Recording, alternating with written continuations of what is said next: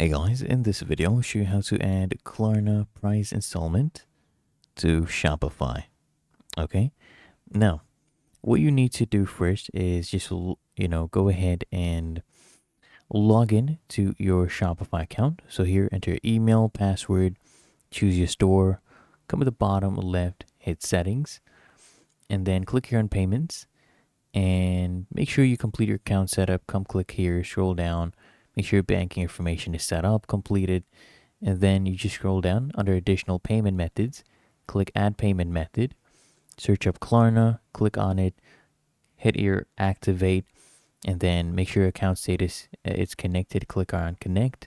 Okay. And then what you need to do here under custom liquid, right? We need to add a liquid code. So I'll give that to you. And the code is basically this one right here.